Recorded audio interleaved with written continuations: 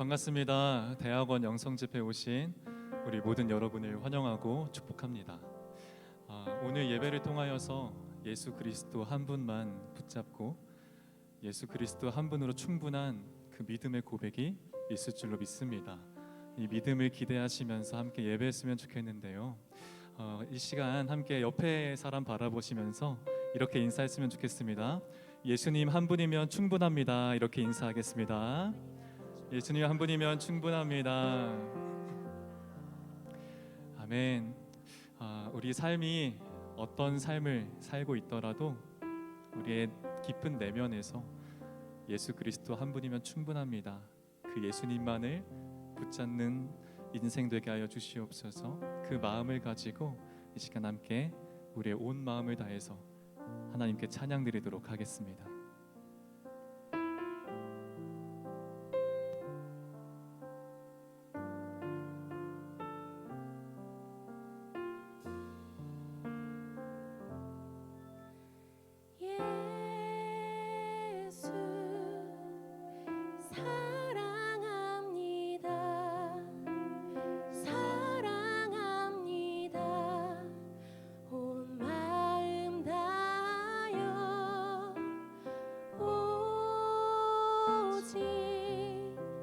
주님 한 분만 간절히 더 원합니다. 예수 사랑합니다. 예수 사랑합니다. 사랑합니다. 온 마음 다하여 오직 주님 한 분만 간절히 더 원합니다. 넘쳐나네 넘쳐나네 넘쳐나네 주를 향한 내 속에 갈망이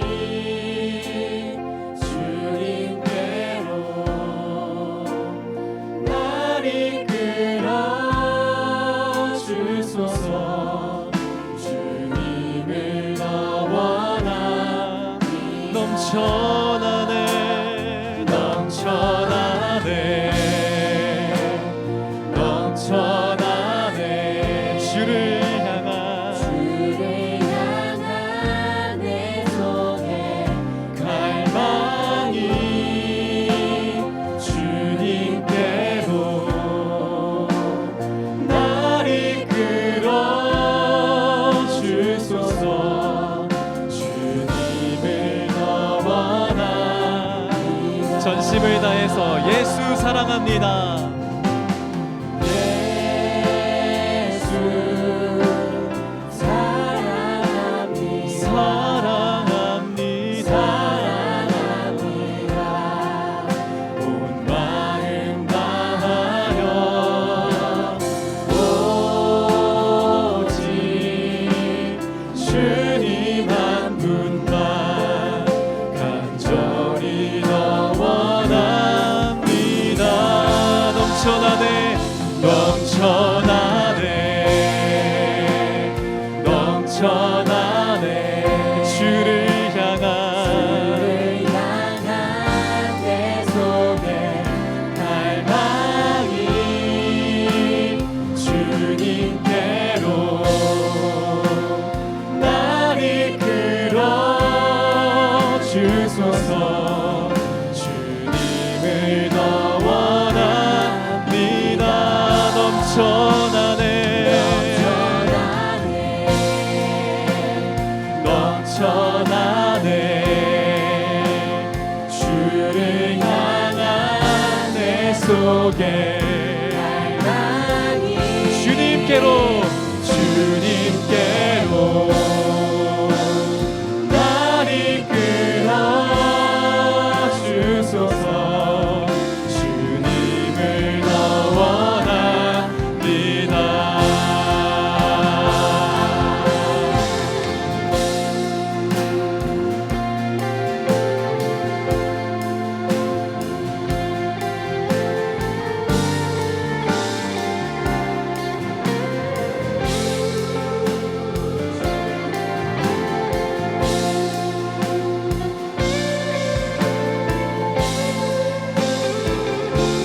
시간 우리의 목소리를 높여서 예수님 사랑합니다 다시 한번 고백합시다.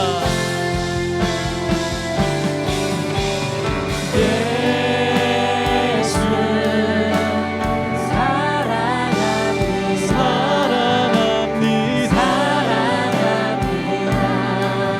온 마음 다하여 오직 주님 한 분만 간절히 더 원합니다. 넘쳐나네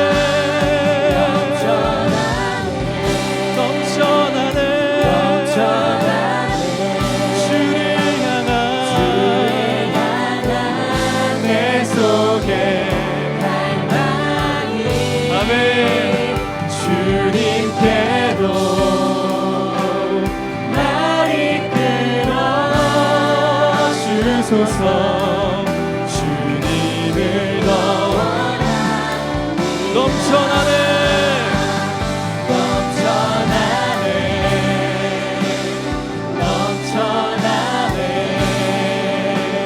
주를 향한 내 속에 갈망이 주님께로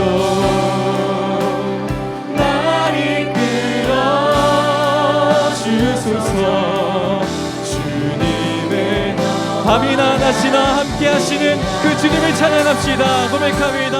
밤이나 낮이나 어제나 오늘도 영원히 찬양해 괴롭고 슬플 때 낭만하여 넘어져도 언제나 주만 찬양 고백합시다. 밤이나 낮이나 어제나 오늘도 영원히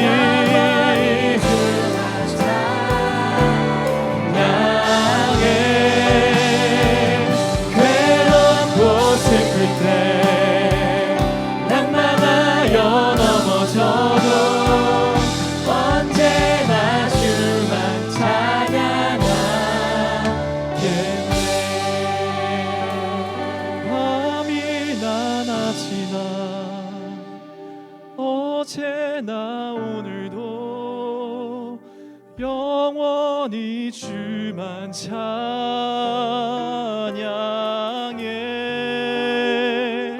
괴롭고 슬플 때 낭망하여 넘어져도 언제나 주만 찬양하겠네. 우리와 함께 하시는 주님께 감사와 영광의 박수 다시 한번 크게 올려드립니다. 주님께서 이곳에 함께 하실 줄로 믿습니다. 아멘.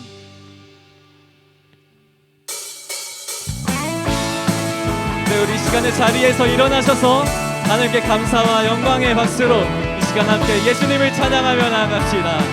함께 찬양합니다.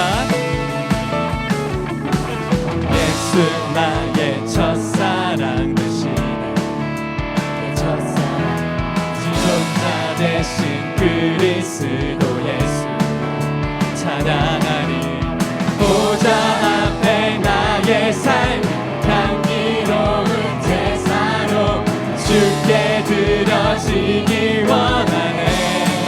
아멘. 오직 주만 바라보며 나의 삶을 드리네. 다른 길은 찾지 않으리 나의 온전한 결정과 나의 찬양 대신에 주의 길을 따라가리라. 예수 나의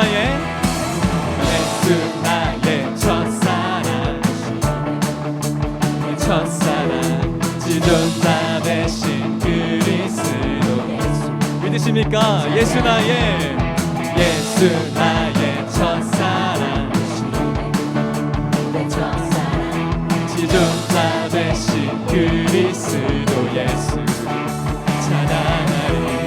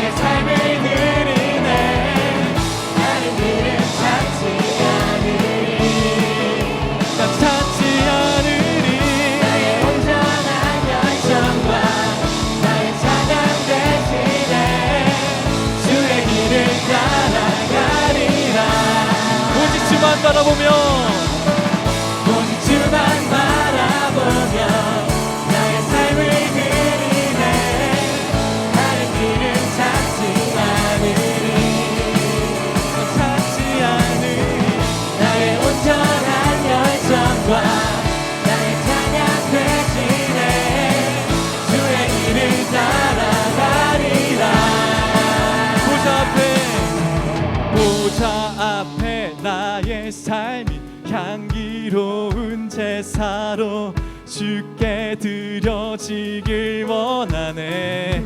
정말 원하십니까?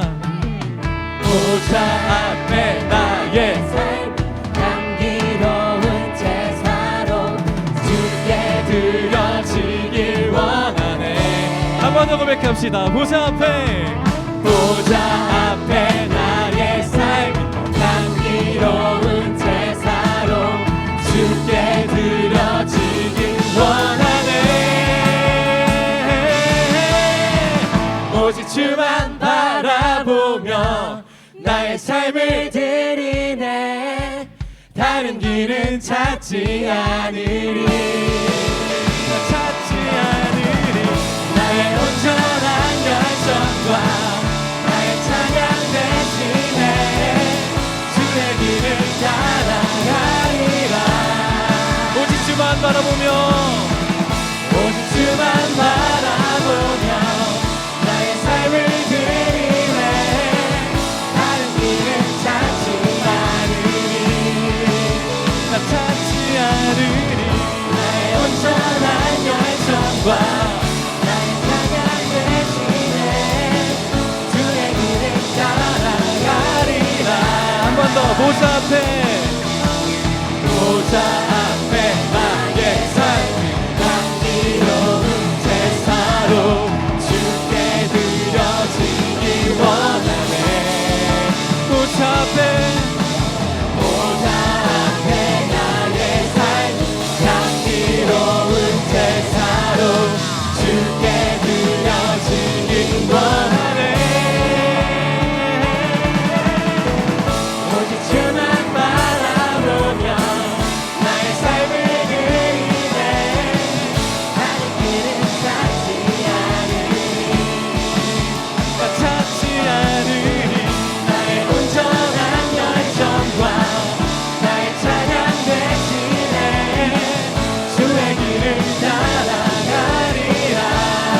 오직 주만 바라보며 나의 삶을 드리네. 다른 길은 찾지 않으리. 나의 온전한 열정과 나의 찬양 대신에 주의 길을 따라가리라. 아멘. 주님께 다시 한번 큰 영광과 박수 올려드리도록 하겠습니다. 하나님께서 지금 이곳에 함께 하실 줄로 믿습니다. 아멘.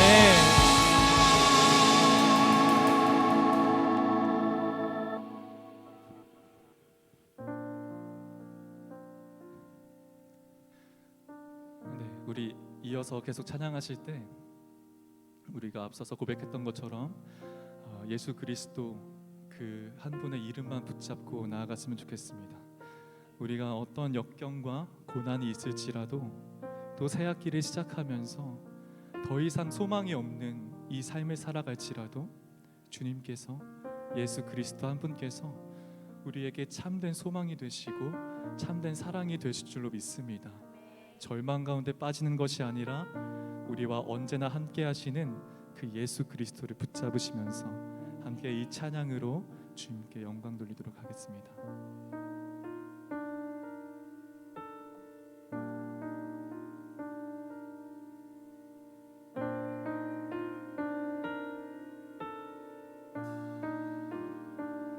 깊은 절망의 수렁 가운데 주님께 닿을 수 없던 우리 어두운 밤중에 하늘을 향해 주의 이름 나 부를 때 어둠을 뚫고 오신 주 사랑 나의 절망 거두셨네. 주님의 공로 다 이루셨네. 주 예수 나의 삶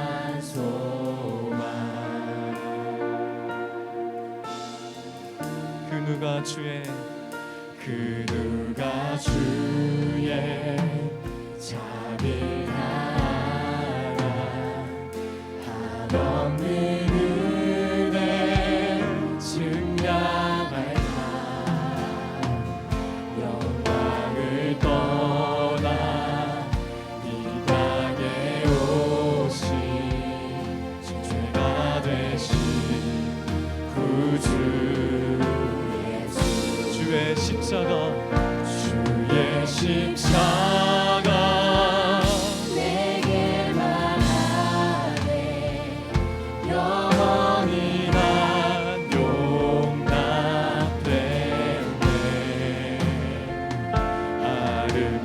아름다우시다 나는 주의 것 그리스도 나의 삶 고백합시다. 할렐루야.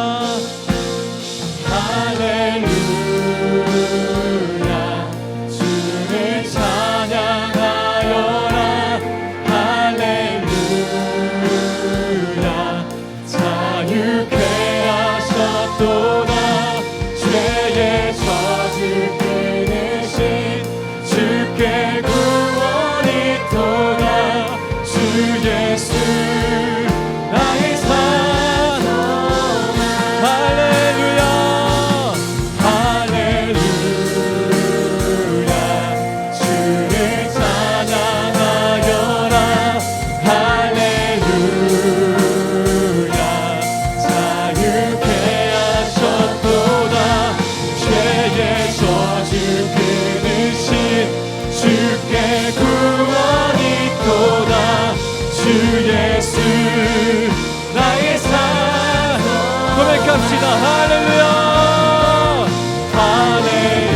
할렐루야 주를 찬양하여라 할렐루야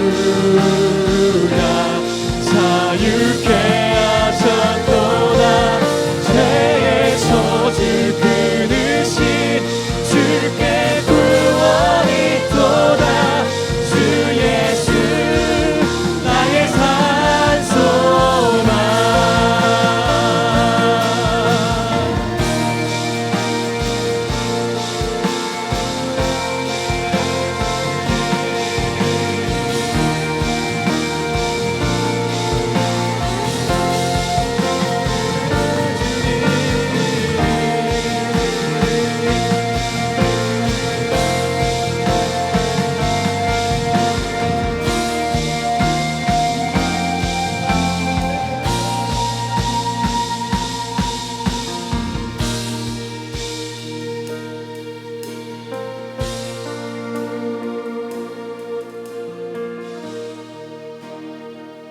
언약된 아침 장사된 몸에 부활의 오후 시작됐네 유다의 사자 위험찬 선포 사망이 무너졌도다 사망의 무덤이 더는 우리를 주장할 수 없네 유다의 사자 위험찬 보여 사망이 무너졌도다 선포합시다. 사방이 무너졌도다 주 예수 승리하셨네. 주 예수 승리하셨네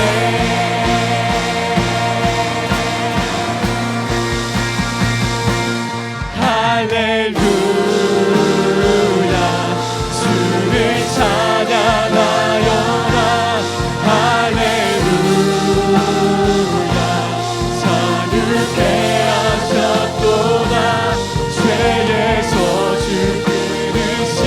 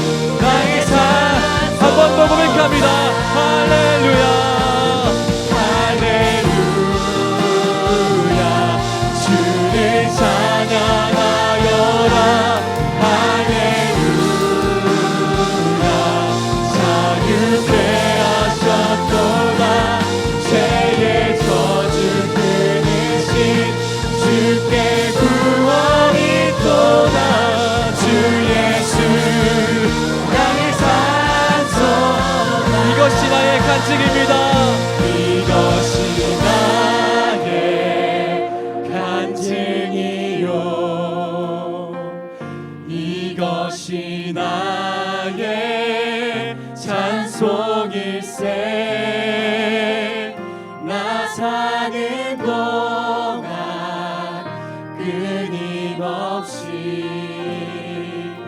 구주를 찬송. 다시 한번 고백합니다. 이것이 나의 간증이요, 이것이 나의 간증이요, 이것이 나의 찬송일세. 나 사는 동안 끊임없이 구주를 찬송하리로다. 이것이 나의 간증입니다. 이것이 나의 간증이요, 아멘. 이것이 나의 찬송일세. 나 사는 동안 끊임없이. 우리 시간에 우리의 삶의 이유가 되실 주님께 기도하며 나아가겠습니다. 함께 기도합시다. 주여, 하나님, 우리가 시간 예배로 나아갈 때 우리의 삶의 이유가 되시고 간증이 되시는 그 주님만 바라보게 하여 주시옵소서. 예수 그리스도로 말미암아 다시 세워지는 역사가 우리 안에 계속될 수 있도록 아버지 이끌어 주시옵소서. 하나님, 우리가 예수님만을 붙잡습니다. 하나님만을 붙잡습니다. 이 예배가 우리의 삶을 이끄시는 그 주님만 바라볼 수 있도록 이끌어 주시옵소서. 예수님,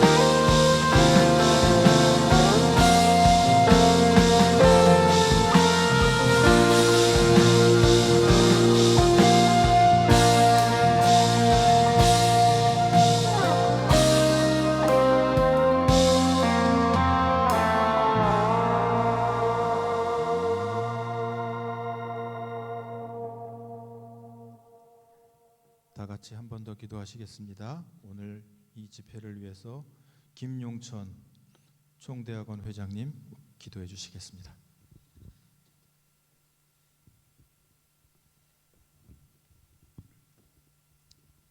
네, 기도하시겠습니다. 할렐루야. 사랑과 은혜가 풍성하신 하나님 아버지, 감사합니다. 무더웠던 여름을 잘 지나게 하시고 또한 여러 여름 사역들로 분주하게 보내는 가운데에도 주어진 모든 일들 하나님의 은혜 가운데 잘 감당케 하시니 감사합니다. 또한 가을 학기를 시작하게 하심에도 감사를 드립니다. 우리 감리교 신학대학교 모든 대학원 원우들이 다시금 학업에 매진하며 하나님 알기를 더욱 힘쓰고자 결단하는 가운데 이 시간 2학기 영성 집회를 허락하심도 감사드립니다. 긍휼의 하나님, 저희는 주님께서 저희에게 주신 비전을 품고 주의 길을 따라가겠다고 결단하면서도 여러 어려움과 힘든 상황을 맞이할 때 당장에 보이는 것들 또 자신의 생각으로 판단하며 결정했던 때가 있었음을 고백합니다. 하나님의 뜻을 따라 살아야 한다고 수없이 입으로 외치고 많은 이들에게 전하면서도 정작 저희조차 어떤 상황에서는 그들과 다름없이 살아왔던 연약한 존재임을 또한 고백합니다. 용서하여 주시옵소서. 그러나 그러한 저희를 사랑하시되 끝까지 사랑하시는 주님께서 저희가 회개하고 다시금 주님께로 한 걸음 나아오기를 기다려주심에 또한 감사를 드립니다.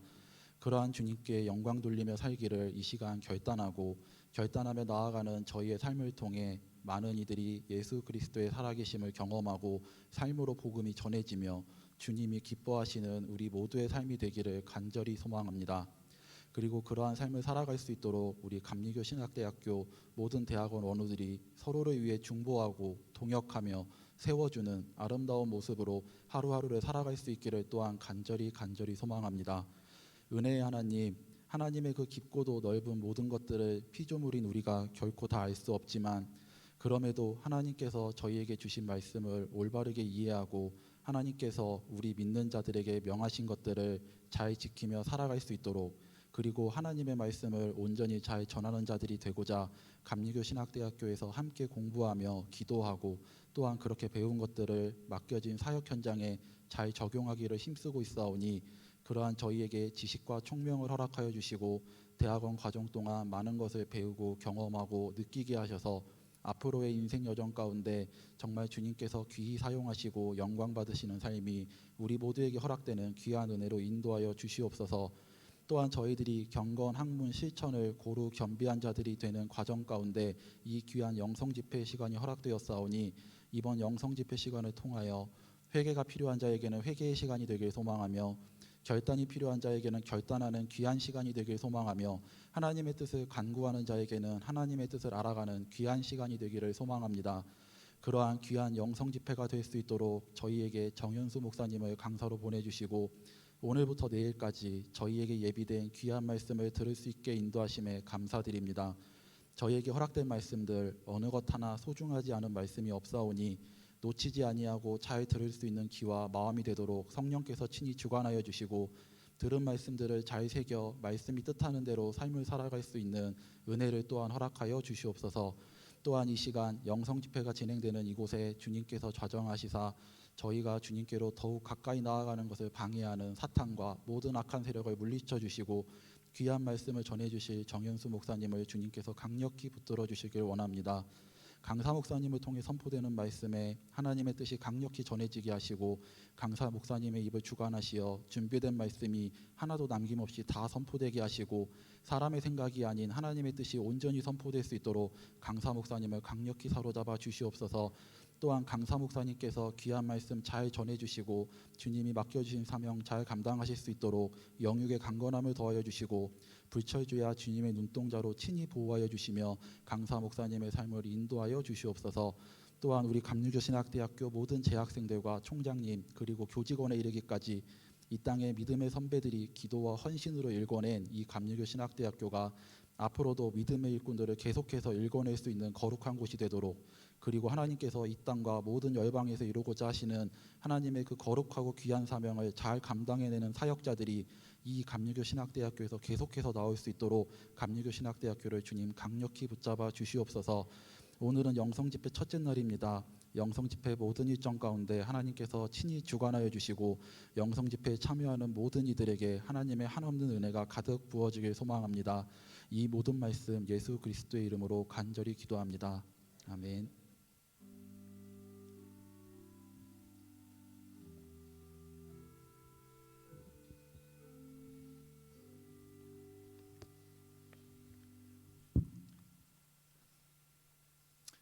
아멘. 여러분 주위를 한번 둘러보시기 바랍니다. 예, 찬송과 하나님의 임재가 가득한 것 같습니다. 우리 마음 문이 열린 만큼 우리 옆에 계신 우리 이웃을 대표하는 옆에 계신 여러 학우들에게 평화의 인사를 건네는 시간 가져보겠습니다. 잠시 주의를 돌아보면서 주님의 평화를 빌어주시기 바랍니다. 주님의 평화를 빕니다. 앞뒤 좌우로 인사하시기 바랍니다.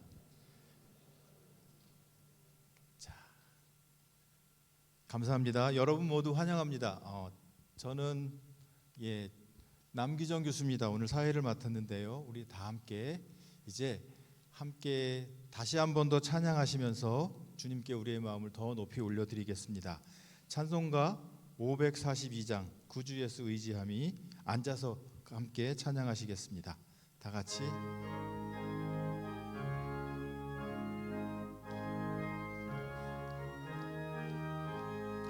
구주 예수 의지함이 심히 기쁜 일일세, 허락하신 받았으니 의심 아주 없도다.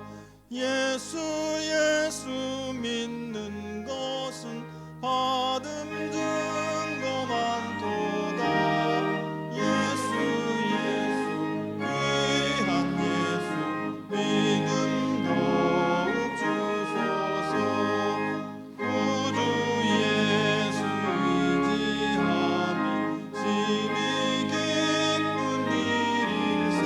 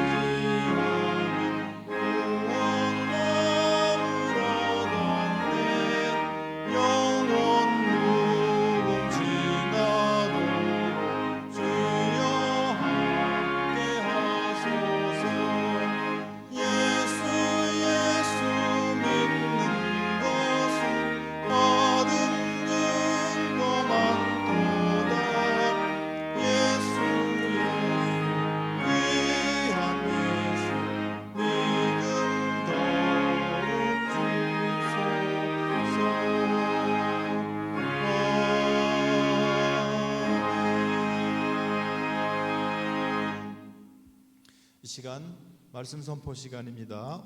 오늘 본문의 말씀은 복음서입니다. 누가복음 4장 1절로 13절입니다. 누가복음 4장 1절로 13절 받들어 읽습니다. 예수께서 성령의 충만함을 입어 요단강에서 돌아오사 광야에서 40일 동안 성령에게 이끌리시며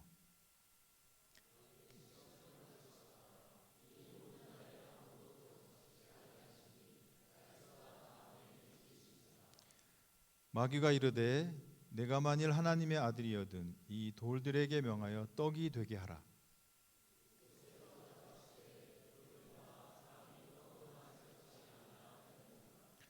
마귀가 또 예수를 이끌고 올라가서 순식간에 천하 만국을 보이며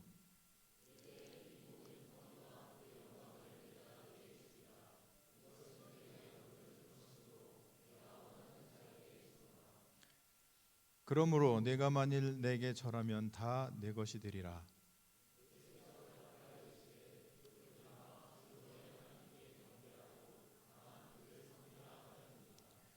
또 이끌고 예루살렘으로 가서 성전 꼭대기에 세우고 이르되 내가 만일 하나님의 아들이여든 여기서 뛰어내리라.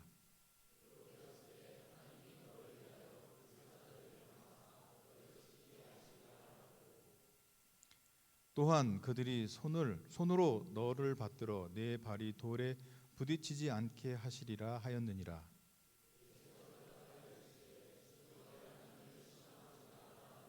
다 같이 하시겠습니다. 마귀가 모든 시험을 다한 후 얼마 동안 떠나니라. 아멘. 광고 말씀을 먼저 드리겠습니다.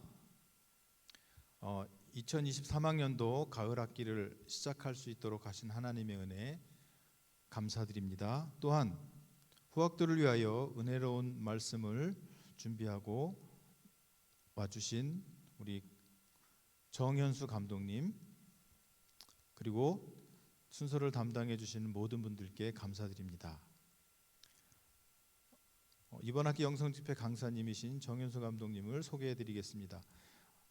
감독님은 우리 학교 학부 그리고 신학대학원을 졸업하시고 웨슬리안 테올로지컬 세미나리를 졸업하셨습니다. 그리고 35대 중부연회 감독으로 역임하셨고 현재 효성중앙교회 담임 목사님이십니다. 자, 이번에는 영성집회 시 유의사항 안내를 드립니다.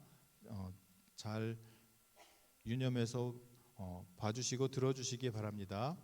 영성집회는 매회 출석 체크를 합니다. 영성집회 2회의 출결도 총 채플 출결 횟수에 포함됩니다.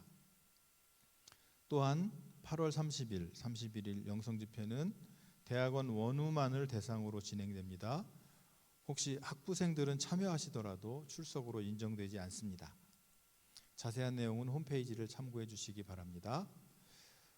영성집회 기간에도 수업이 진행되므로 학교 홈페이지의 시간표를 잘 확인해 주시기 바랍니다. 그리고 세 번째로는 장애인 인식 개선 교육 안내입니다.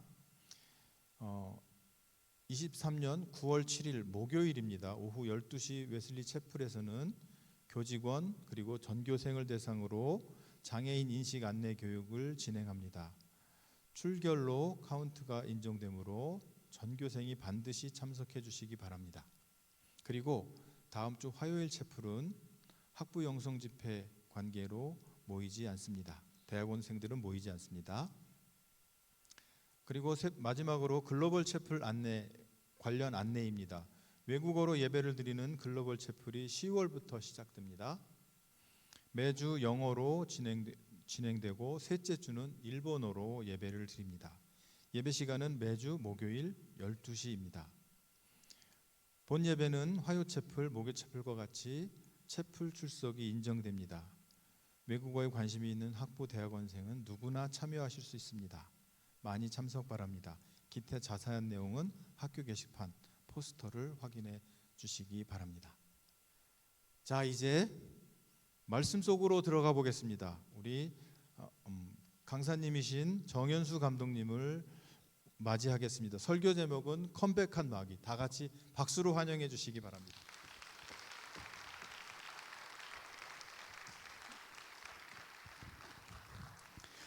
할렐루야.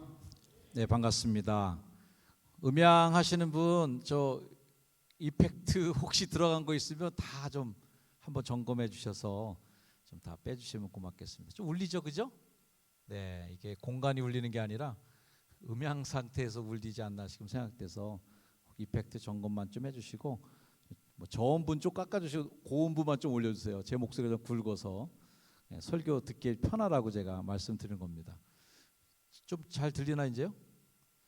제가 앞에서 들을 때는 조금 소리가 안 좋아서 제가 좀 건의를 드리니까 이해해 주시기 바랍니다. 반갑습니다. 저는 압축해서 저를 잠깐 소개해드리자면 1981년도에 우리 여러분과 같이 감교신학대학에 첫 발을 내디딘 이후에 여러분과 같은 학창 시절을 보낸 정현수 목사입니다. 졸업 이후에는 월드비전에 잠깐 입사해서 본부에서 근무 좀 하다가 성남에 있는 복지관에서 활동가로 일했던 적이 있었고요. 그곳에서 인연이 맺어서 만났던 성남의 판자촌 지역이 있어서 그곳에 새순교회라고 하는 공부방과 교회를 개척하면서 목회를 했었습니다. 그 동네가 다 철거되고 분당이 건설되면서 분당의 영구임대 아파트로 지역 주민들이 다 이사를 하게 되자 그때 서울 우익교회 부목으로 갔었고요.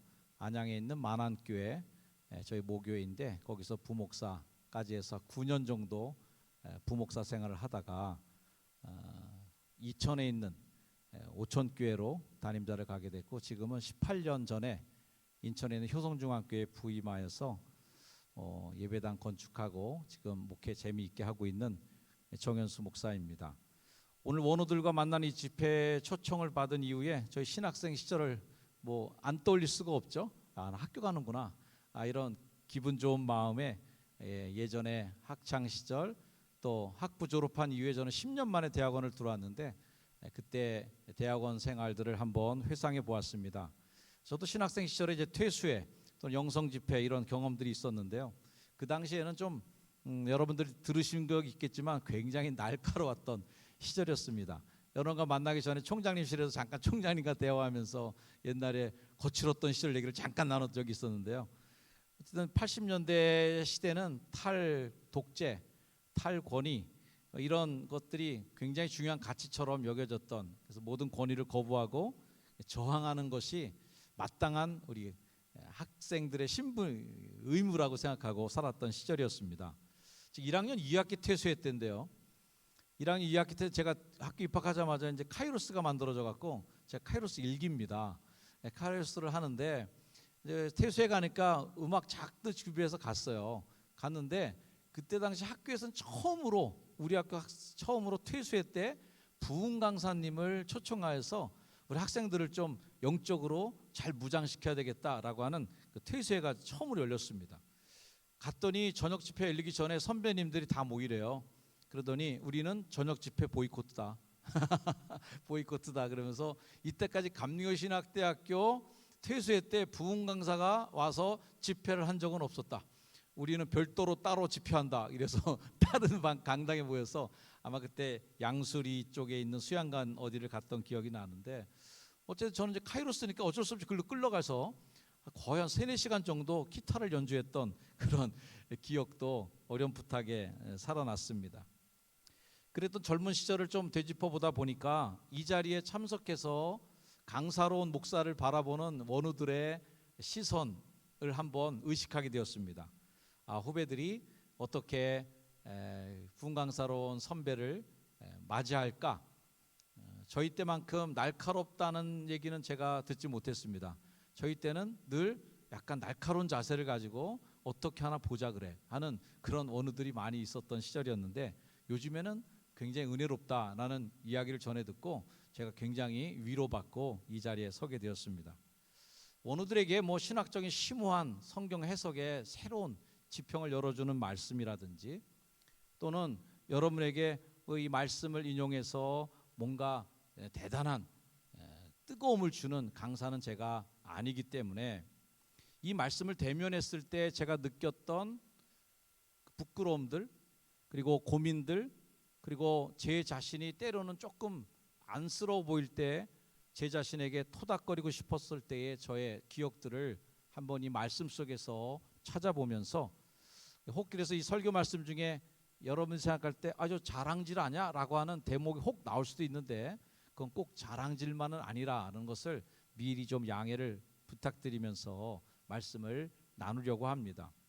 이 말씀 본문은요, 저에게 굉장히 기억에 남는 본문이에요. 왜냐하면 제가 아주 목회 초창기 때, 아주 목회 초기에 이 본문으로 설교한 적이 있었고요. 설교 노트가 그 당시에는 뭐 타이핑도 안 됐던, 타자기도 없었고 컴퓨터는 더더욱 없었던 시절이었기 때문에 다 이제 손으로 써서 설교문을 작성했던 시절입니다.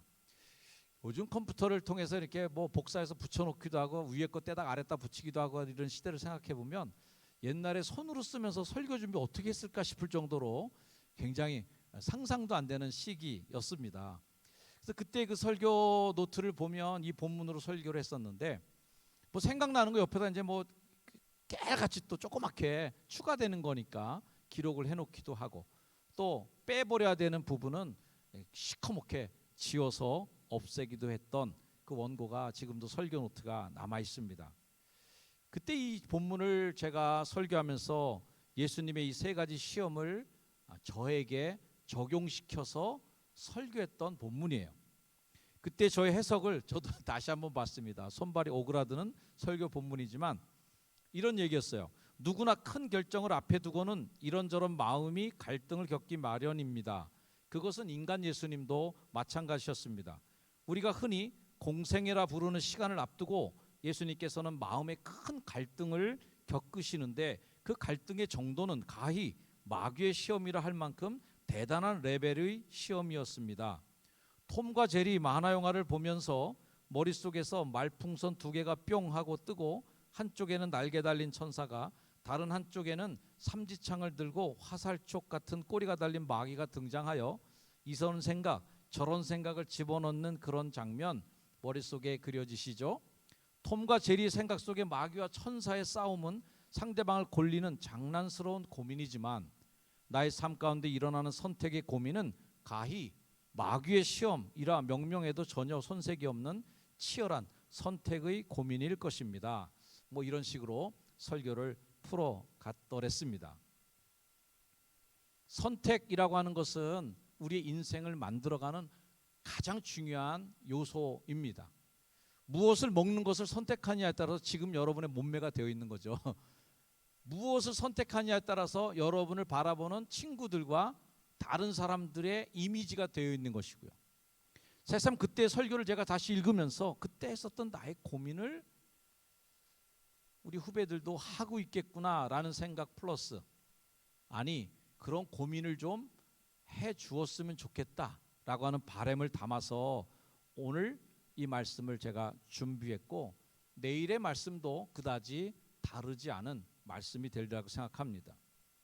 우리 사랑하는 후배 원우 여러분, 저는 오늘 여러분을 예수님이 첫 목회를 준비하셨던 자신의 목회에 대해서 자신과 맞대면하면서 40일 동안, 오늘 이 누가복음 본문에는 날짜가 나오지 않지만 다른 성경에 그렇게 되어 있기 때문에 제가 편하게 말씀을 드리는 겁니다.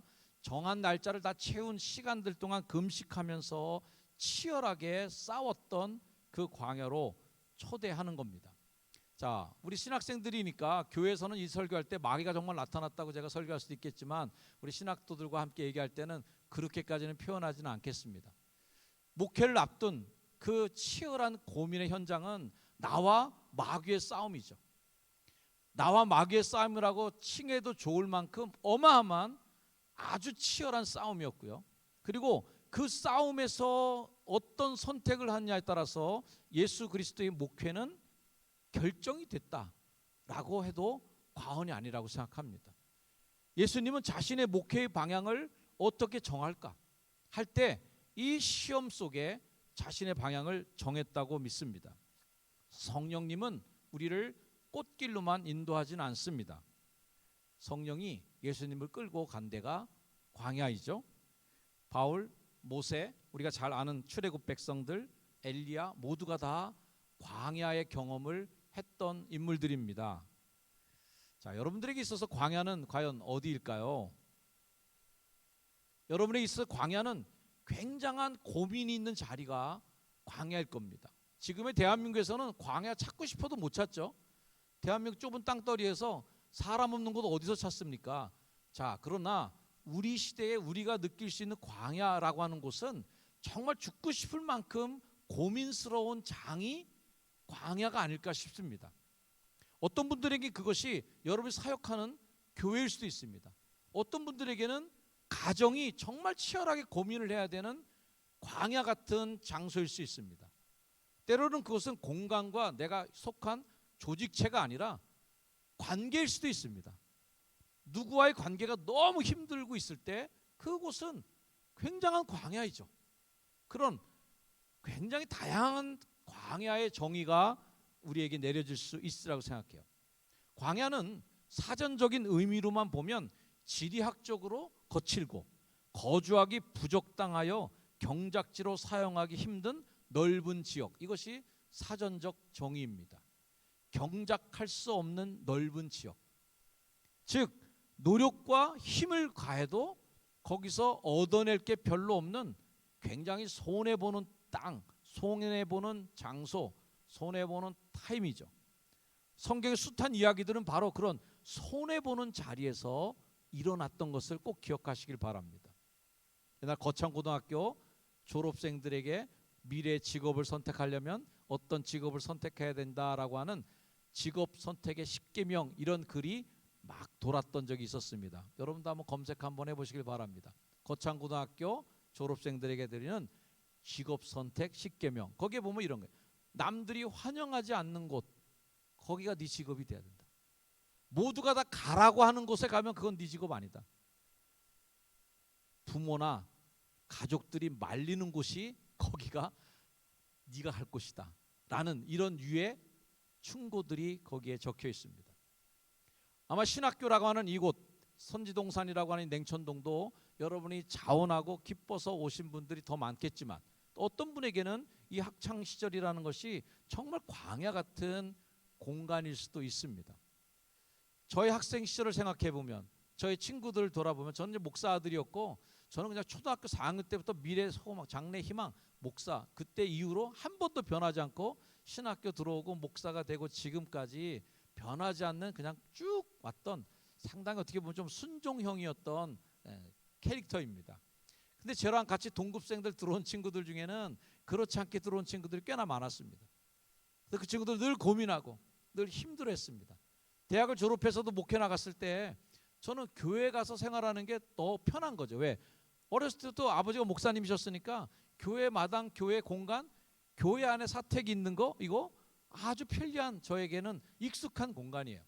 근데 집사님 아들, 권사님 아들, 장로님 아들 이런 분들이 갑자기 목회 나가서 사택이 교회 안에 있다, 뭐 교회 장소나 예배 장소나 집이나 똑같은 곳에 있고, 이런 친구들이 견딜 수가 없다 하더라고요. 굉장히 힘들었습니다. 그 친구들은 목회 나간 자리가 광야였어요. 여러 가지 고민들이 많았던 광야를 맞닥뜨리면서 선택해야 됐고 또 결정해야 될 일이 많았던 것이죠. 여러분들에게 있어서 신학교가 혹여나 광야 같은 분이 있다면 잘 생각하고 있는 것입니다. 저는 이 광야가 무엇인가 나를 변화시킬 수 있는 어마어마한 일들이 벌어지고 있는 곳이라고 감히 여러분들에게 추천하고 충고를 드리고 싶어요. 굉장히 외로운 곳이 광야입니다. 여러분 중에 혹시나 고독하다면 잘 된 겁니다. 왜? 거기가 광야이기 때문에. 오롯이 나에게 집중할 수 있는 그 광야의 40일 동안을 머무르신 다음에 예수님이 마음에서 일어나는 그 소용돌이, 수없이 나와 질문과 대답을 하면서 생겼던 주요 나의 인생의 도전 3가지를 직면하게 됩니다. 저는 그 첫 번째를 사역자의 방향이라고 생각합니다. 방향. 흔히 돌을 떡으로 만들라라고 하는 이 시험에 대해서 물질 시험이라고 많이들 보시는데, 예수님의 답변의 요지를 잘 살펴본다면 저는 꼭 굳이 그것을 돈 문제, 빵 문제, 떡 문제, 돈 시험이 아니라고 생각합니다. 먹고 사는 문제, 경제적인 문제로 보기 십상인데 저는 이 시험을 목회적 어프로치를 어떻게 할 것인가에 대한 결정이었다고 저는 생각해요. 자, 뭐냐면 현실적인 요구에 대해서 내가 어떻게 응답해야 될지에 대한 고민인 거죠. 제국의 통치 시절 로마 제국이 통치하고 있고 총독부가 예루살렘에 딱 버티고 있었던 군림하던 그 시대, 당연히 힘이 없고 억눌린 민중들은 가장 큰 피해를 받고요. 그 민중들의 고요를 빨아먹는 세금쟁이 세리가 성경에 많이 악역으로 등장하는 복음서를 본다면, 그때 이 세리, 매국노 그룹이었던 세리가 자주 등장하고 그 이름을 우리가 알고 있는 바의 이름도 있는 걸 보면 굉장히 그 시대는 어려운 경제적인 난국의 시대였음이 분명합니다.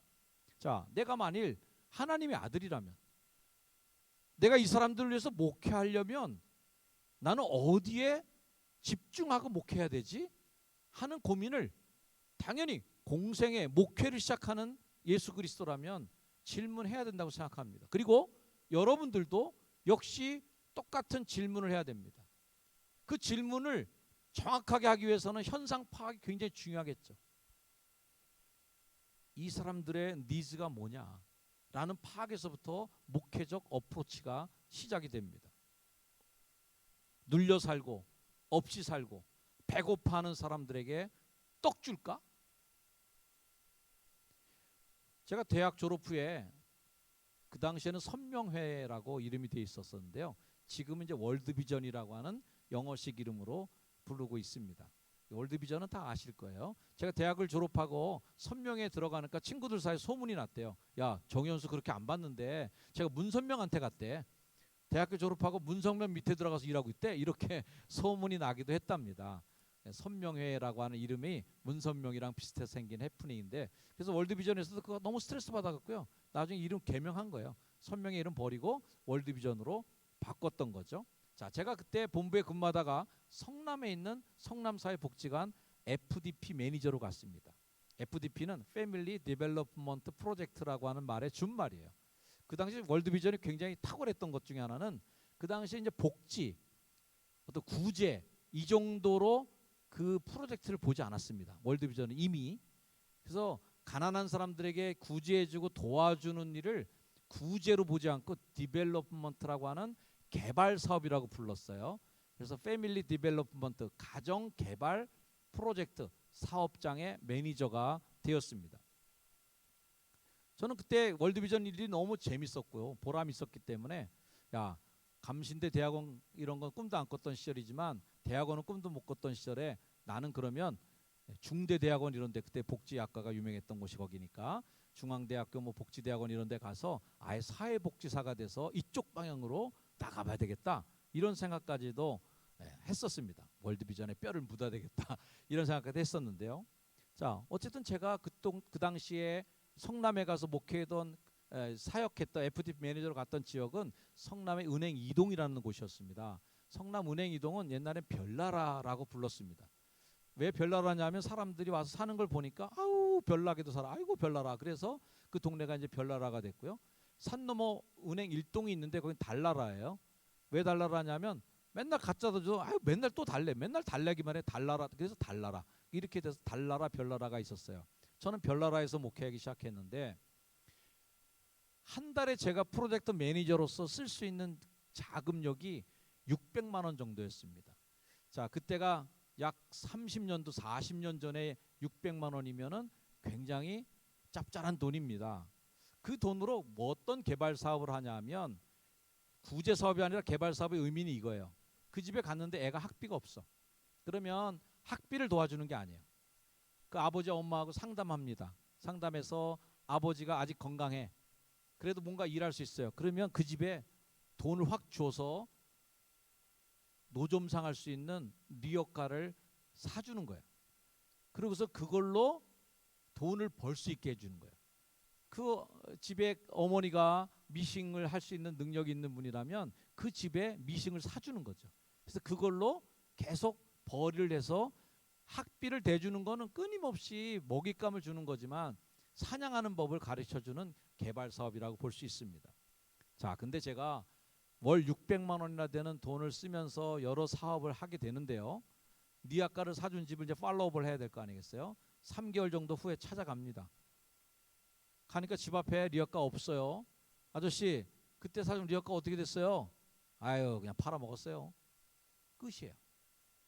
미싱을 사줬어요. 미싱이 잘 돌아가고 있어요. 부업을 해야 되는데 가보면 미싱이 또 없어요. 급해서 팔아먹었다는 거예요. 굉장히 많은 좌절을 겪었습니다. 돈으로 안 되는 게 너무 많은 거예요. 돈으로 해결이 안 되는 거예요. 그래서 제가 처음 개척했던 교회 이름도 새순교회라고 하는 이름을 지었던 것은 이 고목나무 같은 이 지역에 새순이 돋기를 바라는 마음으로 새순교회라는 이름을 짓기도 했습니다. 어쨌든 사람이 안 바뀌면 돈으로 절대 할 수 없는 일들이 너무 많이 느껴졌고 한계에 봉착한 것이죠. 자, 목양의 대상인 성도들을 바라보는 시선의 깊이가 목양의 방향을 정해줍니다. 왜 우리가 신학을 합니까? 신학을 한다는 것은 보는 눈을 갖자는 것입니다. 바라보는 눈은 선택의 기준이 됩니다. 오늘 이 사회 현상들 그리고 성도들의 현상들을 바라보면서 어떤 말씀을 적용시키고 어떻게 그분들의 니즈에 대해서 내가 응답할지를 결정할 수 있는 힘이 신학에서 나오는 거잖아요. 감리교 신학대학에서 공부를 했다는 것은 적어도 어떤 출판사를 선택해야 그 책이 좋은 책인지 안 좋은 책인지를 구별할 줄 아는 정도의 눈은 생겼다는 겁니다. 출판사 잘 모른다. 이건 문제가 큰 거죠. 목회하면서 특별 강사를 초청해서 모셔야 될 텐데 어떤 강사를 초청해야 될지를 고를 수 있는 선구안이 생기는 게 신학적 소양의 깊이죠. 꽝 잡는 게 메인 강사를 불러오지 말아야 된다. 전 아직까지 우리 교회 강례상에 연예인을 세운 적이 한 번도 없는데요. 한때 뭐 서아무개 코미디언이 뭐 회개했다고 그래갖고 어마어마하게 강사를 불러서 난리를 쳤었는데 그 이후에 나타났던 사건들에 대해서는 아마 여러분 잘 모르는 분도 있겠지만 옛날 일이라서 어쨌든 대단한 건 해프닝이 있었습니다. 신학을 한다는 것은 그런 눈을 가진다는 거예요. 음식을 선택하는 입맛 수준이 얄팍하고 달짝지근한 것만 선택한다든지 MSG가 듬뿍 들어가 있는 음식만 찾는 거라면 그 사람의 입맛은 초딩 입맛이다 라고 이야기합니다. 어릴 적에 굉장히 끔찍했던 음식들이 어른이 되면서 너무 많이 바뀐 거에 대해서 제 자신도 놀래요. 어렸을 때 제일 먹기 싫은 게 팥이었습니다. 팥은 도대체 왜 먹는 이게 음식인지 이게 식품인지를 모를 정도로 너무 먹기 싫었고요. 파 다 골라내고 먹었고 마늘 이런 거는 정말 끔찍한 음식 중에 하나였죠. 요즘에 다 골라 먹습니다. 이거 양파 잘 먹고 마늘 잘 먹고 파 골라 먹고 여러 가지 음식들이 오히려 그걸 먹게 된 어른의 입맛이 바뀐 거죠. 찌라시 수준의 영상 몇 개 보고 목회하는 분들도 제 주변에 많이 있습니다. 말도 안 되는 영상 몇 개 보고 자신의 신학의 방향을 글로 정해버린 분도 있습니다. 이상한 유튜브를 옮겨서 설교하는 분들도 있습니다. 그것은 이 백성들의 니즈에 응답하는 요리사가 아닙니다. 그냥 입맛에 달콤한 것만 들이먹이는 정말 못된 엄마가 될 겁니다. 달짝지근한 거 좋아하는 애한테 계속 단 것만 먹이고 싫어하는 음식은 절대 안 주면서 애가 찾는 음식만 먹이다가는 걔는 죽는 겁니다. 백성들의 핍절한 상황을 바라보시던 예수님은 그 해결책으로 먼저 응급 해결책으로 떠올린 단어 떡이죠. 로마의 착취들, 탐관오리들의 착취하는 사람들, 빈부의 극심한 격차들, 종교인들조차도 가난한 백성들을 돌아보지 않고 군림하고 있던 그 시대 속에서 야, 지금 이 백성들이 원하고 있는 요청, 니즈는 떡이구나 이거 라고 할 때 이 떡 생각을 하면서 고민했다가 치열한 고민이 나오는 거예요. 예수님은 그러나 백성들의 곤고함을 보면서 밥그릇에 떡이 없는 것만으로 목회하지 않으셨어요. 그걸 결정한 결론이 첫 번째 시험의 결론이라고 저는 확신합니다. 확 떡을 만들어서 교회에서 풀어버릴까? 우리 동네에 어떤 교회가 우리 전도사님이 알려주더라고요. 목사님, 우리 동네 이쪽 동네 그 교회는요, 주일날 교인들이 그 교회 가기만 하면 교회에서 10,000원씩 줍니다. 아니, 그런 교회가 다 있어요? 그랬더니 알바도 주는데 교회 오는 거 기특하다고 그 교회는 예배만 보면 무조건 10,000원씩 준대요. 그래서 동네 노인분들이 거기에 엄청나게 많이 가신다는 거예요. 그분의 목회가는 뭘까 하는 생각을 해보게 되는 대목입니다. 예수님은 이런 대답으로 자신의 목회관을 재정립하셨습니다. 오늘 말씀의 4절 말씀이죠. 예수께서 대답하시되 기록된 바 사람이 떡으로만 살 것이 아니라 하였느니라. 떡으로 모든 걸 해결할 수는 없어. 마태복음의 말씀에는 익숙한 그 뒤에 따르는 구절이 첨가되어 있죠. 하나님의 입에서 나오는 말씀으로 살 것이야. 사람이 떡으로만 사는 게 아니야. 육체적 필요를 채워줄 것인가, 아니면 영적인 필요를 채워줄 것인가. 떡과 말씀은 너무나 질적인 차이가 큽니다. 떡은 만져지는데 말씀 만져지지 않아요. 떡은 당장의 문제를 해결하는데 말씀은 당장의 문제에 해결이 되질 않아요. 당장의 필요를 채워주는 응급 처방의 목회를 할 것인지, 아니면 영원한 문제를 해결해 줄 수 있는 양식이 되는 말씀을 줄 것인지를 결정하는 순간이 바로 예수 그리스도의 마귀와의 첫 번째 치열한 싸움의 결과였다라고 생각합니다. 우리 사랑하는 후배 여러분, 여러분들은 목회 나가면서 떡 문제 갖고 고민은 많이 안 하시라고 생각합니다. 하지만 떡이라는 것으로 상징되는 아주 표면적이고 아주 근시안적으로 볼 때 드러나는 그 문제가 보일 수 있습니다. 교회 목회 나갔을 때 그 문제가 먼저 눈에 확 들어올 수 있습니다. 아, 이 교회는 이걸 잡아야 되는구나. 아, 이 교회는 이걸 해결해야 되는구나. 하지만 좀 더 생각해야 됩니다. 그게 문제가 아닐 수 있습니다. 어제도 어떤 권사님이 저한테 막 전화해서 뭔가 막 푸념을 했어요. 그래서 제가 제 아내한테 어쨌든 여성 권사님이 그러셨으니까 당신이 전화해서 좀 물어보면 좋겠다 이렇게 얘기했습니다. 그때 저희 아내가 그 사람한테 직접 안 하고 그 사람을 잘 알고 있는 장로님한테 전화를 했어요. 그래서 그 문제가 어떤 문제라는 걸 파악했고 그 문제가 본인이 여러 번 일으켰던 문제이기 때문에 어쨌든 잘 해결될 거라고 저한테 아침에 새벽기도 끝나고 집에 가는 길에 그런 얘기를 해갖고 제가 아내에게 싫은 말을 했습니다. 여보, 그분이 나한테 그렇게 전화한 거는 그 문제를 해결하려고 전화한 게 아니라는 거 알잖아. 투정했을 때는 그분은 이해받고 싶은 거고 관심 받고 싶어 하는 거잖아. 그러니 당신이 한번 만나줘야 되는 거야, 그거는. 라고 이제 충고를 했더니 제 아내가 미안하다는 얘기를 하더라고요. 뭐 다 간단한 사례를 보면 이런 것이죠.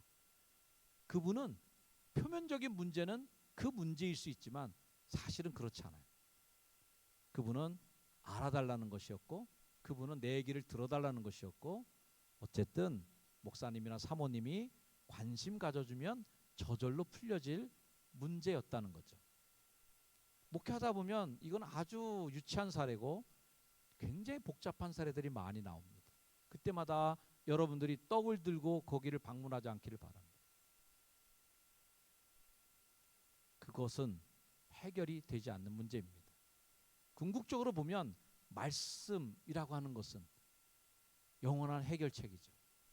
성도들이 여러분의 입에서 나오는 말씀을 듣고 자신의 삶의 빵의 문제, 떡의 문제를 해결하며 극복해 나갈 수 있는 그러한 말씀의 요리사들이 되시기를 주의 이름으로 축원합니다. 두 번째 시험은 마태복음이랑 좀 순서가 바뀌어 있지만 오늘 말씀 누가복음의 말씀을 보면 두 번째 시험은 절하라는 시험입니다. 왜 절하라고 하나요? 한 번만 절하면 너의 꿈을 이룰 수가 있어 라고 제안합니다. 저는 이 시험을 사역자의 비전 시험이다 라고 이름을 붙이고 싶어요. 예수를 끌고 올라가서 순식간에 천하만국을 보이며 이 모든 권위와 영광을 네가 내게 주리라. 이것은 내게 넘겨준 것이므로 내가 원하는 자에게 주노라. 그러므로 네가 만일 내게 절하면 다 내 것이 되리라 하는 것이 마귀의 제안입니다. 이것은 마귀의 제안이기도 하고 예수 그리스도의 스스로의 야망이고 그의 비전이 도전이 되는 거죠. 자, 예수 그리스도가 한 번만 절하면 얻을 수 있는 게 뭐예요? 권위와 영광입니다. 이것으로 딜을 하는 거죠. 여러분이 잘 아시다시피 저는 중부원에서 감독을 역임하였습니다. 감리교 목사로 태어나서 감독이 되는 것은 굉장히 의미 있는 저에게 영광이고 또 주어진 권위라고 생각합니다. 하지만 명이 있으면 암이 있는 것처럼 권위와 영광 뒤편에는 늘 그 정비례로 추함이나 어두움도 존재하고 있습니다. 저는 감독이 되자마자 욕먹는 사람이 된 것을 인정합니다. 어쨌든 감독이라고 하는 이 직책이 오늘 이 시대를 살아가고 있으면서 존경받고 추앙받고 머리를 숙이는 그런 가운은 아니었기 때문에 각오는 하고 있었습니다. 어떤 사람의 그릇의 크기를 가늠해 보고자 할 때 어떤 방법이 있냐면 완장을 채워주면 됩니다. 어떤 사람에게 완장을 채워줘 보면 그 사람의 그릇 크기가 나옵니다. 그 완장을 차고 난 후에 어깨의 높이를 측정해 보면 그 사람의 그릇 크기가 나옵니다. 웃줄에서 한껏 뽕이 솟아있고 어깨가 쭉 올라가 있으면 그 사람은 그 완장까지가 끝인 사람이에요. 하지만 그 완장을 찬 어깨가 겸손하게 낮춰져 있고 낮아져 있다면 그 사람은 그 다음 스테이지를 넘어가도 괜찮을 사람이 있을 수도 있습니다. 제 자랑 같아 좀 미안한 마음이 있지만 저는 감독 재임 기간 중에 우리 교인들에게 이렇게 부탁했습니다. 효성중앙 성도님들 감독 당선되자마자 첫 인터뷰 때 교회에서 저를 감독으로 부르지 말아 주십시오. 여러분 집에서 회사 사장님이 아버지면 집에서 아버님 들어오실 때 사장님 들어오셨습니까? 이렇게 인사하진 않으시잖아요. 아버지가 어디 가서 이사장도 하고 회장도 하고 앉아있는데 회장님 오셨습니까? 이러진 않죠. 집에 오면 그냥 아빠예요. 아빠 왔어? 그럼 끝나는 거죠. 역시 목사도 마찬가지입니다. 저는 감독을 역임하신 분들 중에 주일날 기도하시는 장로님이 실수로 감독된 지 얼마 안 됐기 때문에 감독님이라고 안 부르고 목사님이라고 부르면서 기도 중에 불러서 그 감독님이 뒤에서 끌어내렸다는 얘기도 들었습니다. 화를 내셨다고. 왜 감독을 목사라고 부르냐고 야단쳤답니다. 저는 교회에서는 목사님이지 교회에서까지 감독님으로 불리우는 것은 마땅치 않은 일이라고 생각했습니다. 감독 임기를 마친 이후에는 교회 문서를 포함해서 모든 곳에서 감독이라는 말을 다 빼버렸습니다. 어디 가서 방문록에 기록할 때도 정현수 목사이지 정현수 감독이라고 기록한 적은 한 번도 없습니다. 감독 이임 이후에 연회 때 성찬 보좌할 때만 그렇게 입고 오라고 그래서 감독 가운을 입고 갔지 그 외에는 한 번도 클러치 셔츠나 보라색 가운을 착용하지 않았고 주일 예배 때도 흰색 가운을 착용하고 있습니다. 별거 아닌 겁니다. 별건 아닌 거지만 어쨌든 이 감독이라는 직책이 주는 권위와 영광에 지고 싶지 않았습니다. 우리들은 거기에 질 때가 참 많이 있습니다. 저는 개인적인 신학적인 소견으로만 보면 감독이라는 직임은 직분이 아니라 신분이라는 생각은 갖고 있어요. 그건 신학적으로 그렇게 되겠죠. 하지만 감리교의 법으로 그렇게 하지 말자고 했던 일에 대해서 순종하고 있는 것입니다. 저희 부모님은 안양에서 천막치고 개척을 하셨습니다. 저희 아버님은 평생을 협동 목사로 사셨습니다. 여러분 아직 협동 목사가 뭔지 모르시죠? 협동 목사는 감리교의 정회원 목사가 되지 않은 목사를 협동 목사라고 부르는데요. 협동 목사는 그 시절 아버님 목회하던 시절에는 완전히 인간 이하 취급 정도까지는 아니겠지만 어쨌든 정회원들한테는 무조건 무시당하는 그런 회원입니다. 개인적으로는 굉장히 서러웠을 우리 아버님의 목회. 아들이 감독된 것을 선물로 드리고 싶었던 적이 있었지만 그때는 상상도 못했던 적이죠. 아버님 먼저 가셨기 때문에 어머님은 보셔서 어머니께는 한번 웃음을 드린 적이 있습니다. 자, 우리 신학생 여러분, 우리 원우 여러분, 여러분들의 목회에 대한 비전이 있으실 겁니다. 그리고 그 비전의 핵심 내용 중에는 권위와 영광도 빠지지는 않을 겁니다. 그리고 그것을 포기하지도 마셔야 됩니다. 권위도 있으셔야 되고요. 여러분의 직임이 영광스러웠기도 해야 됩니다. 하지만 그것을 얻기 위해서 무릎을 꿇는 일은 아니 됩니다. 적어도 마귀에게 절하는 일은 없어야 됩니다. 타협함으로 얻어지는 권위와 영광이라면 그것은 정말 쓰레기보다 못한 것입니다. 마귀와 타협하지 않고 그 마귀에게 무릎 꿇지 않고 여러분이 권위가 생겼다. 마귀와 타협하지 않고 영광을 내가 가질 수 있었다면 하나님 굉장히 칭찬해 주실 거라고 저는 생각합니다. 저는 빌립보서 2장 말씀을 저의 목회의 베이스로 두고 목회를 꿈꿨습니다. 빌립보서 2장 5절부터의 말씀인데 너희 안에 이 마음을 품으라 곧 그리스도 예수의 마음이니 그 말씀이 뭐야? 그는 근본 하나님과 본체 신앙 동등됨을 취할 것으로 본인이 여기지 않으셨다는 겁니다.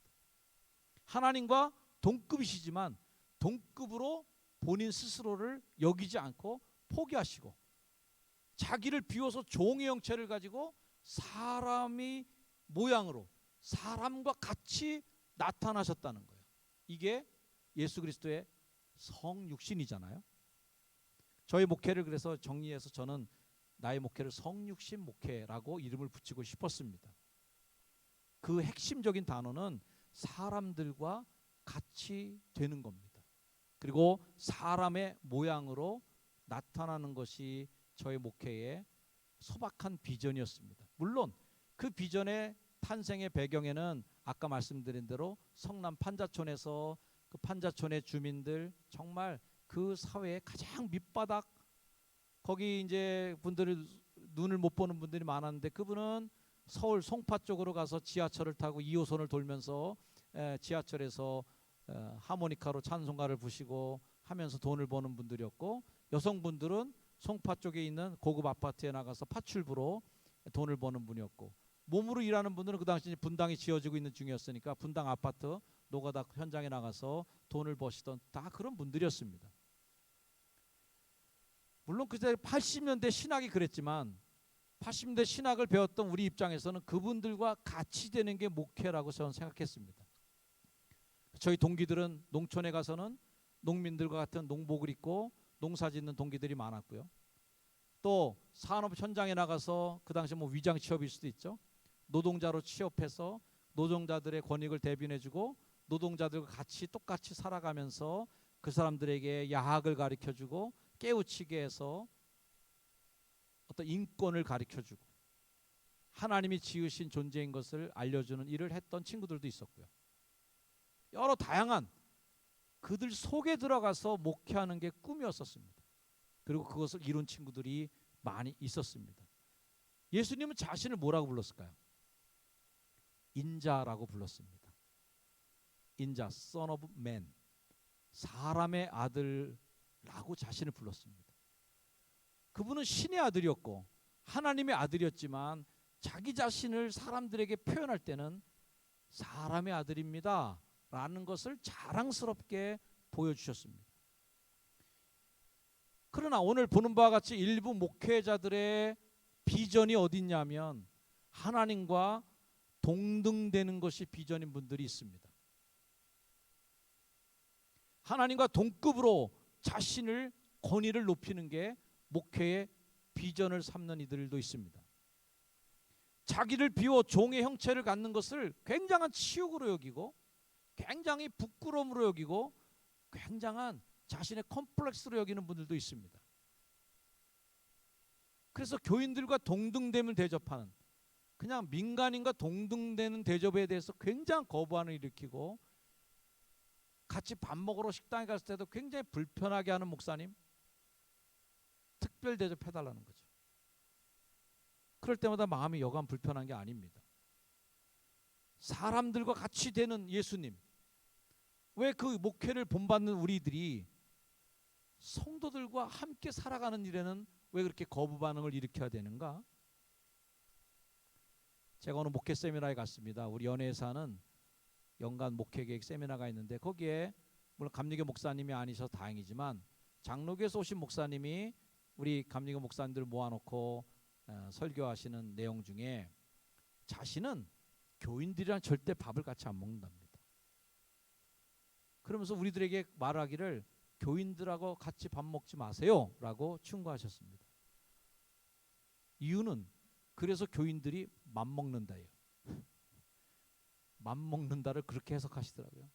그러니까 자기는 교인들랑 같이 밥을 안 먹는다. 제가 바로 그 자리에서 일어나서 나오고 그 사람 집회가 저녁 때 3일 있었는데 한 번도 안 들어가고 우리 부목사들도 다 데리고 나왔습니다. 야, 다 나와. 3일 동안 세미나 하지 않고 속초에서 잘 놀다가 왔습니다. 그것은 아닙니다. 예수님은 문둥이 집에 들어가서 먹고 세리 집에 들어가서 먹은 예수님은 사입입니까? 이단입니까? 오늘날 목회를 그렇게 해석하고 하는 분들이 목회를 또 잘한다는 얘기를 듣는 게 더 슬픈 현실입니다. 카리스마 넘치는 목사님. 어떤 목사님은 당회를 5분 만에 끝내는 걸 자랑으로 여기고 집회 가는 데마다 그것을 자랑하십니다. 우리 교회는 아무도 반대가 없다는 걸 자랑으로 알고 목회하는 분들도 있습니다. 저도 한때는 그런 카리스마 목회에 대한 로망이 있었습니다. 말 한마디로 교인들을 압도하는 목사님. 정말 부러운 목회임에 분명합니다. 그러나 그것을 절대 본받지는 않았고 여러분들도 그렇게 본받지 않기를 간절히 소망합니다. 소위 먹히는 목회의 도용을 그것을 수용하는 것을 두려워하십시오. 그리고 그 거부 반응에 대해서 오늘 말씀에 응답하시면서 미리 결정해 놓으시길 바랍니다. 그때 가서 결정하면 늦는 것들이 너무 많습니다. 지금 거부 반응을 여러분이 갖고 있는 이 얘기를 들으면서도 언젠가 여러분이 그 나이에 도달했을 때 분명히 느낄 겁니다. 거기에 대한 굉장한 유혹이 있다는 것을 알게 되실 겁니다. 저는 감독이 되었기 때문에 그걸 너무 잘 느끼고 있습니다. 아마 이 자리에 계신 교수님 또는 총장님 아마 충분히 느끼시는 공감대가 있으리라고 생각합니다. 여러분들은 어떤 잃을 것도 없는 상태에서 그것을 지금 결정하기 너무 쉽습니다. 그러나 내가 한번 결정해 놓고 나중에 그 상황을 맞이하는 사람은 아무것도 결정해 놓지 않은 채로 그 상황을 직면하는 사람과 현저한 차이가 있습니다. 훨씬 더 잘 선택하실 거고 훨씬 더 가볍게 그 시험을 넘어갈 수 있을 겁니다. 저는 성남에서 목회하면서 저희 목회가 세팅이 됐기 때문에 판자촌의 주민들, 내가 볼 때 너무 무식했던 그분들, 너무 가난했던 그분들을 절대로 무식하다고 가난하다고 무시하지 않겠노라고 하나님처럼 그분들 보게 해달라고 수없이 기도했습니다. 그때 젊은 날 첫 목회 때의 결심들이 지금의 또 저를 만들어가는 일에 큰 도움을 주고 있다라고 고백할 수 있습니다. 오늘 마귀는 예수님께 와서 제안합니다. 딱 한 번만 절해. 그러면 권위와 영광을 너에게 줄 것이다. 딱 한 번만 절하면, 딱 한 번만 그 일에 눈 감으면, 딱 한 번만 그 타협의 악수에 손을 잡으면 우리는 뭐든지 할 수 있습니다. 저는 심지어는 교인들한테도 얘기했어요. 좀 과격한 얘기인데, 내가 만약 하나님이 없다고 믿는 목사라면요, 하나님이 없다라고 내가 확신이 들면 나 목회 더 잘할 수 있다고 얘기했어요. 왜? 그냥 집어삼키는 대로 얘기하면 됩니다. 어젯밤에 꿈에서 주님이 제게 말씀하셨는데, 교수님, 내일 여기 헌금하셔야 될 것 같아. 뭐 이렇게 얘기할 수 있는 거죠. 교인들 신방 갔을 때 주님이 말씀하시는데요. 이 집 이번에 그 봉헌 안 하면 큰 시험 있을 겁니다. 조심하세요. 얼마든지 정말 카리스마 넘치게 정말 휘어잡으면서 권위적인 목회를 할 수 있는 힘이 저는 하나님을 안 믿는 데서 나오는다는 힘. 오히려 물론 하나님을 정말 믿는 분도 극은 통하는 것처럼 이 모습과 저 모습이 너무 비슷할 수 있을 것 같아요. 저는 예수님의 망설임을 기억합니다. 현장에서 붙잡힌 여인을 즉석에서 판결을 내려야 되는데 잠시 머뭇거리는 그 글을 쓰던 그 시간, 전 너무 아름다운 시간이라고 생각합니다. 그 고민의 시간, 생각의 그 멈춤의 시간,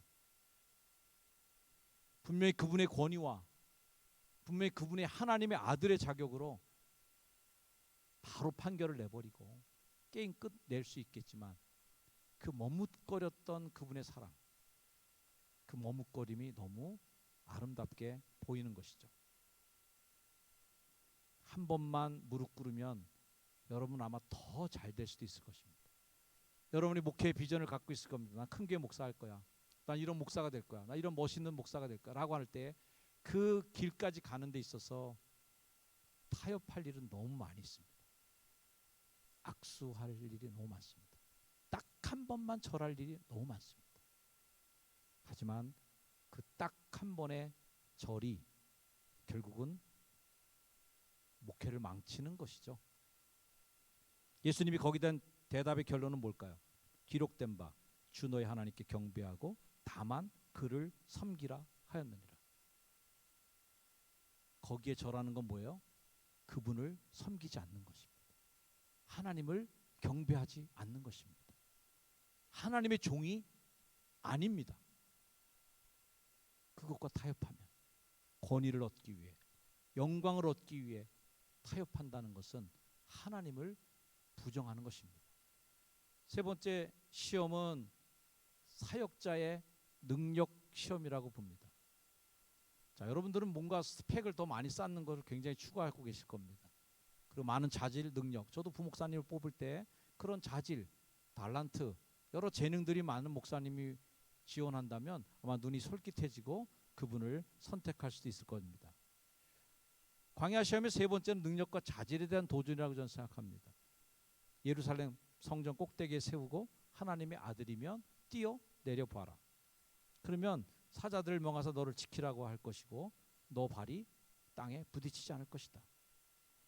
자, 속된 말로 한 방에 끝내버릴 수 있는 순간입니다. 성전 꼭대기에서 딱 한 번 뛰어내렸는데 살았다. 그럼 게임 오버입니다. 그 다음날 예루살렘 모든 시민들 다 그 교회 교인 됩니다. 예수님 뭐 구질구질하게 뭐 삭개오네 집에 쫓아다니고 말이죠. 문둥이네 집에 왔다 갔다 하면서 여리저리 조리돌림 당하고 사람들한테 따돌림 당하는 일 절대 없습니다. 바로 끝입니다. 하루 만에 전도 끝, 평정이 되는 것이죠. 한때 목사님들이 필리핀에 가서 소위 쓰러뜨리는 방법을 배워와서 써먹던 시절이 있었습니다. 물론 어떤 분은 신령한 능력으로 그렇게 쓰러뜨리는지 모르겠지만 그 방법을 배워서 쓴다는 게 저는 너무 신기했습니다. 그 배워서 되나 그게? 그거는 그냥 하나님이 그 능력을 주면 그렇게 될 수 있겠지만 배워서도 되나? 배워서 온 분들이 있었고요. 배워서 정말 쓰러뜨렸었어요. 너무 신기했습니다. 그러나 결과를 봐야 됩니다. 열매를 보면 나무를 압니다. 전 도시에서만 살아서 무슨 나무가 무슨 나무인지 보면 다 똑같습니다. 근데 제가 나무 이름 기가 막히게 알아차릴 때가 있습니다. 언제? 가을에 농촌을 가면 다 알아맞춥니다. 배가 열렸으면 배나무고 사가 열리면 사과나무고 복숭아 열렸으면 복숭아나무입니다. 다 알아맞출 수 있습니다. 왜? 열매를 보니까. 그렇게 쓰러뜨린 목사님들, 그런 재주를 배웠던 반짝했던 목사님들, 제대로 정말 세상 말로 생쇼를 하셨던 목사님들 중에 열매가 좋은 목사님들 정말 단 한 분도 안 계십니다. 이단과 사이비가 가장 자주 써먹고 즐겨 쓰는 메뉴가 뭡니까? 그런 유에 보여주기 한 방입니다. 딱 한 방이면 다 끝나버립니다. 실제 상황에서 성령의 능력으로 기적을 베풀 수 있다고 저는 믿습니다. 저는 모든 은사와 하나님의 성령의 역사를 부정하지 않습니다. 그러나 예수님은 병 고쳐주시고 기적을 일으킬 때마다 항상 입단속 시켰던 것을 기억해야 됩니다. 아무 데서도 얘기하지 마. 왜? 목회는 그 한 방으로 되는 게 아닙니다. 왜 이렇게 예수님이 비효율적인 방법을 쓰셨을까? 죽은 사람 살려내면 야 널리 가서 모든 사람에게 너 다 광을 내라. 다 올 거야. 그럼. 왜 그걸 조심시켰을까? 왜 그렇게 한 명 한 명을 만나는 느릿한 방법으로 사람들을 만나셨을까? 목회는 한 방으로 끝나는 게 아니라는 것을 예수님께서 보여주셨어요. 그 한 방은 때로는 스펙이 될 수도 있고요. 그 한 방은 때로는 학위가 될 수도 있습니다. 남들보다 우월한 재능일 수도 있습니다. 하지만 목회는 한 방으로 끝나지 않는다는 것을 저는 이제 어렴풋하게 알고 삽니다. 하루하루 채우는 시간, 한 사람 한 사람 만나는 관계, 그 성실함에 하나님의 은혜가 덧입혀질 때 목회가 조금은 살아낼 수 있습니다. 한 방 날려보겠다는 욕망은 하나님을 시험하는 무시무시한 범죄입니다. 예수께서 대답하여 이르시되 주 너의 하나님을 시험하지 말라. 자, 오늘 말씀을 마무리하면서 그 끝나는 구절이 이렇게 끝납니다. 이 마귀가 모든 시험을 다 한 후에 얼마 동안 떠나니라. 오늘 설교의 제목을 컴백한 마귀로 정했습니다. 얼마 동안 떠난 마귀는 계속 컴백의 타이밍을 노립니다. 그리고 컴백의 무대로 여러분을 선정하려고 할 겁니다. 과하게 표하자면 마귀는 자신의 컴백 무대에 가장 적합한 곳을 대한민국으로 삼고 있지 않나? 그리고 지금 현재 우리 목회자들을 가장 컴백의 주요 무대로 삼고 있지 않는가 하는 생각이 듭니다. 왜냐하면 이 세 가지 시험이 지금 가장 잘 먹히고 있는 때가 이때이고 그 세 가지 시험에 가장 잘 통하는 목회자들이 오늘날 한국교회 목회자들이 아닌가 하는 우려를 하는 것입니다. 제 주변에 존경했던 선배님들이 많이 계셨습니다. 올곧으셨고 학문적으로는 예리하셨고 불의함에 굽힘이 없던 선배님들이셨습니다. 그러나 간혹 일부 그런 분들에게서 실망스러운 모습을 볼 때 정말 가슴에 많은 실망함이 밀려올 때가 있습니다. 그리고 제 자신을 돌아봅니다. 컴백한 마귀가 나도 삼키려고 오고 있구나. 저에게도 그리고 이 자리에 있는 우리 후배들에게도 마귀는 계속 컴백 시도를 할 것입니다. 성경은 우리가 살아갈 앞으로 여러분이 살아갈 목회의 시간들을 이렇게 표현해 줍니다. 우리의 씨름은 혈과 육을 상대하는 것이 아니요 하늘의 통치자들과 권세들과 어둠의 세상 주권자들과 하늘에 있는 악의 영들을 상대함이라. 그 뒤에 나오는 우리가 잘 아는 말씀. 그러므로 하나님의 전신 갑주를 취하라. 이는 악한 날에 너희가 능히 대적하고 모든 일을 행한 후에 서기 위함이라. 사랑하는 우리 원호 여러분, 여러분들의 목양의 준비의 이 대학원 생활이 예수님의 세 가지 시험을 치열하게 같이 고민해가며 여러분 목회의 관을 세우고 미래를 정하는 소중한 기회가 이번 학기에도 일어나기를 주의 이름으로 축복합니다. 기도하겠습니다. 하나님, 오늘 세 가지 시험을 함께 나누었습니다. 저에게도 동일한 시험이 왔었고 지금도 세 가지 시험과 끊임없이 싸우고 있습니다. 원우들도 곧 이런 시험을 만날 터인데 오늘 들은 말씀이 언젠가 만날 그 시험, 아니 지금 당하고 있는 그 시험을 능히 이겨나갈 수 있는 힘이 되게 하옵소서. 예수님의 이름으로 기도드립니다. 아멘.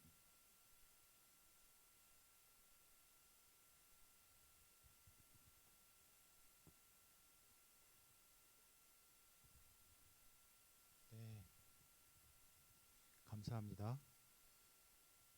자, 이 시간 한 3분 정도 주신 말씀 우리 마음속에 받아들이는 기도의 시간 가지시고 파송 찬송 부르시겠습니다.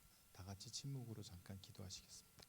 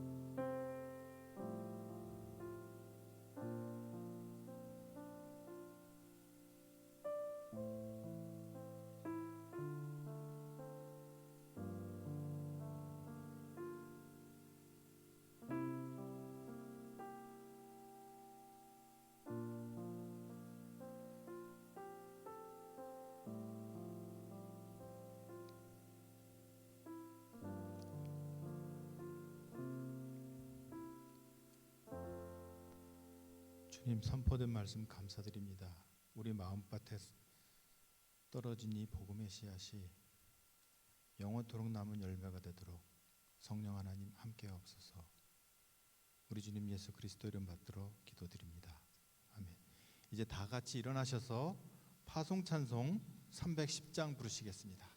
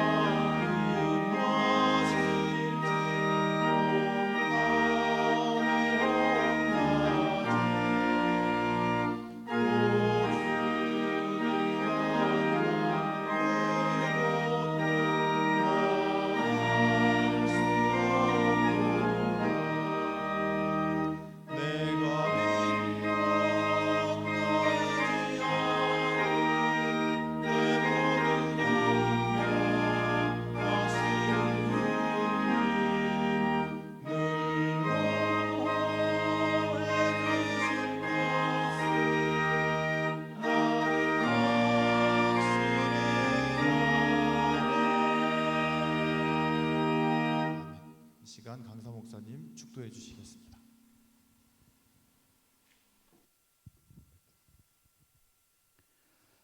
이제는 목양의 시험을 이겨내시고 그 방향대로 자신의 삶을 올곧이 하나님께 드려 세상을 구원할 구세주가 되어주시고 그리스도가 되시고 다시 오실 우리 구주 예수 그리스도의 그 크신 은혜와 하나님 아버지의 극진하신 사랑과 감리교 신학대학과 원우들 가슴에 지금도 살아계셔서 우리를 바른 목양, 바른 삶의 길로 이끌어 가시는 성령님의 이끄시는 은혜가 이 시간 이후로 영원까지 늘 항상 함께 하시기를 간절히 축원하옵나이다. 아멘.